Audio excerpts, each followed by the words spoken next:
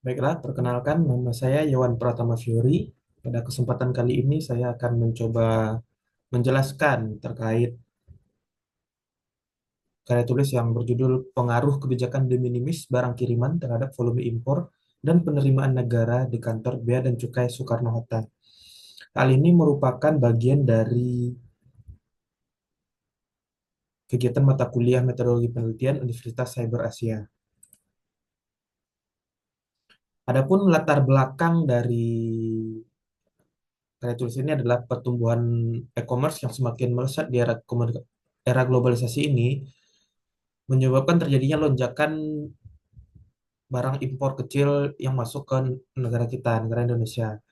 Dengan banyaknya lonjakan impor barang kecil ini menimbulkan beberapa tantangan. Di antaranya yang pertama, meningkatkan kawasan pengawasan yang harus dilakukan oleh pihak bea cukai selaku pengawas arus lintas barang.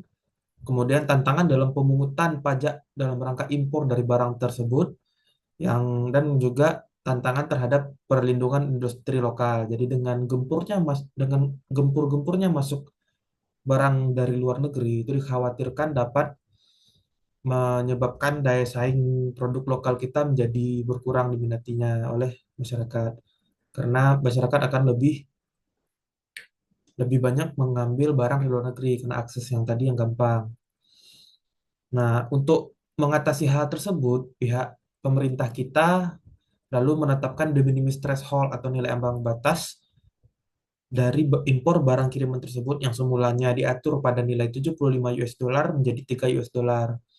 Nah, dengan dilakukannya penurunan nilai de minimis threshold ini memberikan dampak besar terhadap penerimaan dan industri dalam negeri yang ada di Indonesia. Selanjutnya, adapun permasalahan yang dapat timbul dari diberlakukannya penurunan de minimis threshold ini yang pertama adalah under invoicing dan shipment splitting. Jadi under invoicing ini adalah kegiatan orang yang memasukkan barang itu dengan memberitahukan harga barang yang dimasukkannya itu di bawah dari yang seharusnya. Jadi semisal barang itu seharga 20 US dollar tapi hanya dilaporkan 3 US dollar. Hal ini dilakukan untuk menghindari pajak tadi. Jadi dengan harganya 3 dolar dia dibebaskan dari pajak. Dan yang kedua itu dan selanjutnya shipping splitting itu adalah misal membeli barang yang harganya anggaplah harganya itu 10 dolar, kemudian dipecah barangnya itu jadi tiga. Jadi masing-masing itu dibikin harga tiga. Ada tiga shipment dengan harga 3 US dollar untuk menghindari pengenaan pajak dan impor tadi. Kemudian permasalahan yang timbul selanjutnya adalah peningkatan beban kerja bea cukai seperti yang diutarakan pada latar belakang tadi. Jadi bea cukai ini bertugas sebagai pengawas keluar masuknya barang ke Indonesia. Jadi dengan dilakukannya penurunan derivation ini bakal banyak timbul barang yang jadi kena pajak.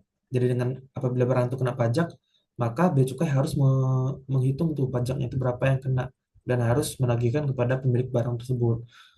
Nah, semakin banyak barang yang kena pajak, maka beban kerja bea cukai juga akan semakin tinggi. Lalu yang ketiga itu permasalahan yang timbul itu adalah konsumen dari barang itu menghadapi kenaikan biaya barangnya. Jadi semisal yang sebelum diperlakukannya apa dia minimis threshold ini sebelumnya itu 75 US dollar kan.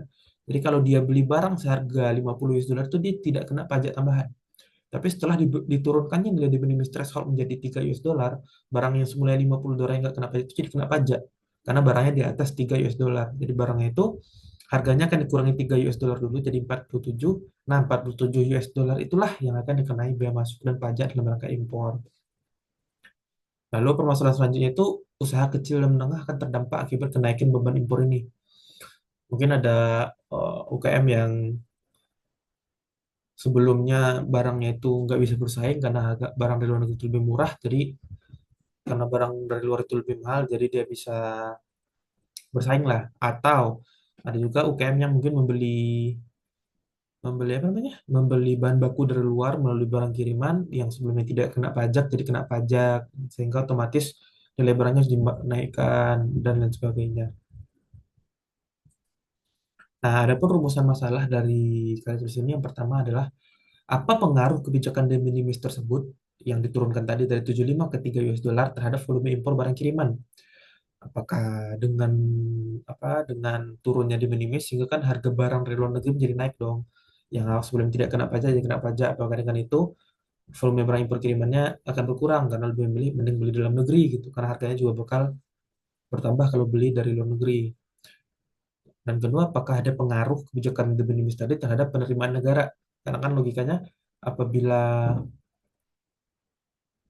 de minimisnya dikurangi, jadi barang yang kena pajak akan lebih banyak. Jadi dapat diasumsikan pajaknya meningkat. Nah, adapun batasnya masalah di karya tulis ini yang pertama fokusnya itu pada volume impor barang kiriman dan penerimaan negara meliputi bea masuk dan pajak dalam rangka impor yang timbul dari importasi barang kiriman tersebut. Nah, lokasi data yang diambil itu adalah di kantor Bea dan Cukai Soekarno-Hatta. Adanya fokus di kantor Bea dan Cukai Soekarno-Hatta. Adapun tujuan dari penelitian ini yang pertama ini untuk menganalisis pengaruh kebijakan de minimis terhadap volume impor. Yang kedua itu untuk menganalisis pengaruh pengaruh kebijakan tadi terhadap penerimaan negara yang dihasilkan dari barang kiriman. Yang terakhir itu untuk mengevaluasi efektivitas kebijakan di lapangan. Apakah dengan berlaku kebijakan ini itu efektif dilakukan untuk di lapangan. Nah, adapun manfaat yang diharapkan dari penelitian ini adalah dari segi akademik itu dapat berkontribusi kepada literatur fiskal dan kepabeanan. Jadi dengan dilakukannya penelitian terhadap kebijakan ini dapat memberikan literatur bagi akademik-akademik lain yang ingin mempelajari tentang the minimis threshold. Kemudian untuk praktisnya itu adalah untuk bahan evaluasi dari Direktur Jenderal Bea dan Cukai, apakah kebijakan ini berpengaruh positif atau negatif terhadap penerimaan negara dan volume impor tadi. Lalu dari segi kebijakan itu dapat memberikan masukan terhadap pengambil keputusan fiskal. Nah, adapun metodologi penelitian yang digunakan itu adalah pendekatan kuantitatif, deskriptif, dan komparatif. Jadi dengan pendekatan kuantitatif itu menggunakan data yang digunakan adalah data dari tahun 2016 sampai 2024, volume impor dan besaran penerimaan negara. Jadi ini tuh menggunakan apa? eh, pendekatan secara komparatif, jadi membandingkan data sebelum kebijakan de minimis threshold itu diturunkan dengan setelah diturunkan. Jadi data yang sebelum dia jadi 3 US dollar dan data setelah dia jadi 3 US dollar. Adapun uji statistik yang digunakan adalah period sample t-test menggunakan Excel, analisis deskriptif yaitu menggunakan rata-rata tren tahunan dan grafik dari penerimaan, volume, dan lain sebagainya. Kemudian interpretasi hasil statistik itu efektivitas dari kebijakan itu tersebut. Mari kita lanjut ke bahasa selanjutnya, itu landasan teori. Impor itu sendiri adalah kegiatan jual beli yang menyebabkan masuknya barang dari luar daerah pabean atau luar Indonesia lah ke dalam daerah pabean ke dalam Indonesia. Jadi impor itu adalah misalnya teman-teman membeli barang dari luar negeri, misal dari Singapura anggap yang dekat atau dari Malaysia. Nah, kemudian barang itu dimasukkan ke Indonesia untuk dipakai Indonesia. Nah, itu namanya kegiatan importasi barang. Nah, salah satu mekanisme dari impor barang itu adalah melalui impor barang kiriman. Jadi ada yang impornya itu barang kiriman, ada impor carrier dari bank penumpang, atau memang ada impor yang nggak melalui kiriman, memang itu diimpor oleh orang yang langsung. Nah, pada kesempatan kali ini tuh kita akan hanya membahas impor barang kiriman aja. Nah, barang kiriman yang diperhitungkan dari dalam kajian ini merupakan barang kiriman yang dikirim melalui penyelenggara pos sesuai dengan peraturan perundangan yang berlaku. Nah, itu bisa seperti apa namanya? DHL, JNT, Leo Express dan lain sebagainya. Pokoknya barang-barang kiriman yang dikirim melalui jasa pos atau perusahaan jasa titipan. Nah, adapun selanjutnya kita bahas adalah de minimis threshold tadi, atau de minimis value threshold atau ambang batas pembebasan bea masuk.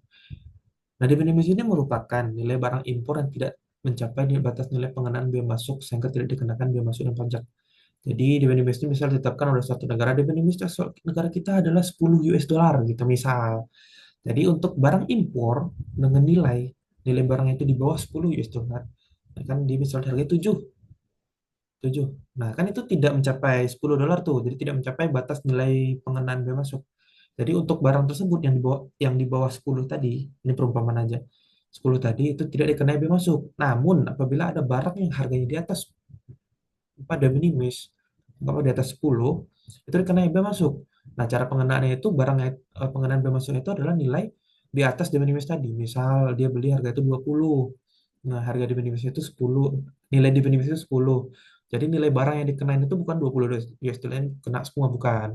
Jadi 20 US dollar tadi dikurangi dulu dengan nilai de minimisnya. Misal nilai de minimis 10, 20 kurang 10 jadi 10. Yang dikenai itu adalah 10 US dollarnya itu. Misal 10 US dollar nih, anggaplah harga US dollar itu ke rupiah sekarang harga 15.000. Jadi itu 10 dolar kali 15.000 itu dapatnya kan 150.000. Nah, anggaplah bea masuknya itu 10%.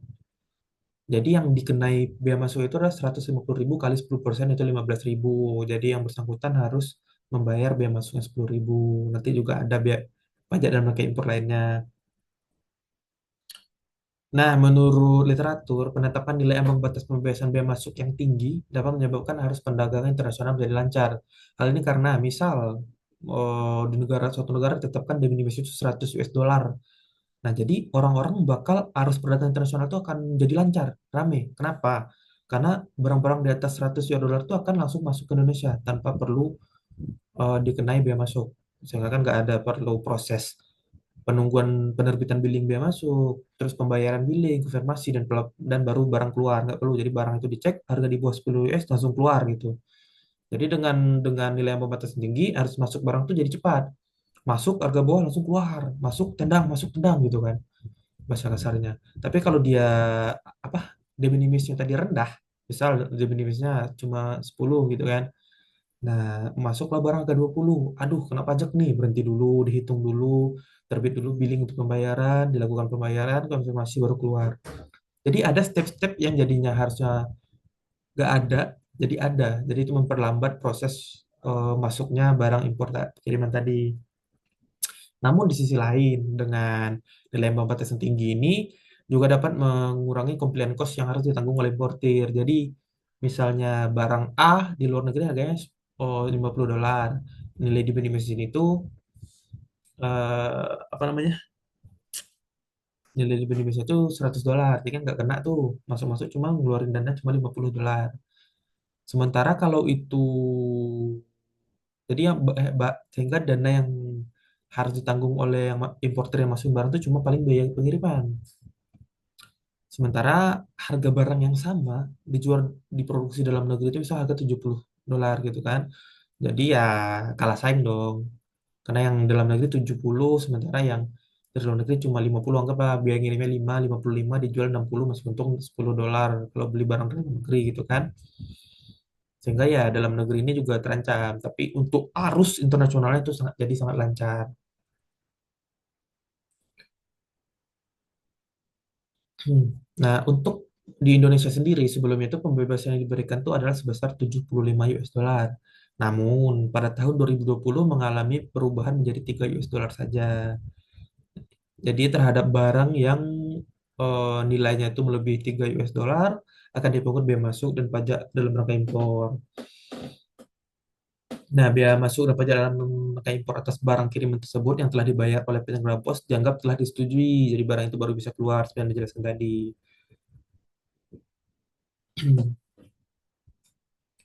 Kemudian selanjutnya adalah implementasi metode dan usulan.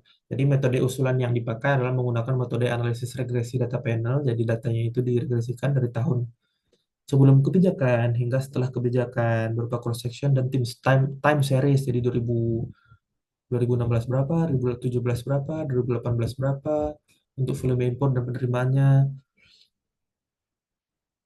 Nah, dan menggunakan aplikasi Microsoft Excel untuk penyajian datanya sehingga nanti akan dibentuk grafik-grafik dari hal tersebut dan menggunakan aplikasi statistik berupa Stata.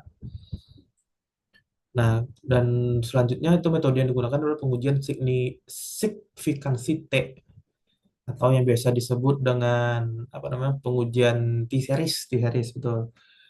Nah, jadi pengujian T-series ini dilakukan untuk menguji benar atau tidaknya sebuah hipotesis tadi. Nah, hipotesis tadi yang di awal itu tadi dibilang, apakah ini apa dengan diturunkannya nilai de minimis berarti volume impor kan harusnya menurun karena cost untuk barang masuk dari luar negeri itu akan bertambah karena harus bayar pajak. Dan untuk hipotesis kedua tuh penerimaan negaranya meningkat karena sebelumnya itu misalnya barang yang 10 US dollar itu nggak kena pajak, tapi sekarang kena pajak. Jadi kan penerimaannya lebih banyak. Dianggap itu penerimaannya meningkat. Jadi dengan T-series ini diuji tuh pengaruh variabel independen yaitu de minimis tadi terhadap variabel dependennya yaitu antara volume barang impor dan penerimaan negara dari barang impor dari impor barang kiriman tersebut. Nah, untuk T-series ini apabila nilai signifikansi uji T-nya itu di atas 0,05, maka hipotesisnya ditolak. Artinya tidak ada pengaruh antar variabel independen terhadap variabel dependen. Jadi ibarat kata apa variabel independen ini nggak ada efek lah terhadap penerimaan negara de minimis tadi selaku variabel independen itu nggak ada efek lah terhadap volume per barang kiriman dan penerimaan negara dari barang kiriman. Namun apabila nilai uji T-nya itu di bawah lebih kecil dari 0,05, maka hipotesisnya itu diterima. Artinya de minimis threshold tadi itu tuh berpengaruh signifikan terhadap volume impor barang kiriman dan penerimaan negara mengimpor dari barang kiriman tersebut. Nah, berikut adalah apa, latar belakang, penjelasan dari impor barang kiriman itu apa, impor barang kiriman apa, dan definisi threshold, serta metode penelitian yang akan dilakukan terhadap penelitian ini. Mungkin sekian dulu yang dapat saya sampaikan. Atas kurang, apabila ada yang salah atau kurang, saya mohon maaf. Terima kasih.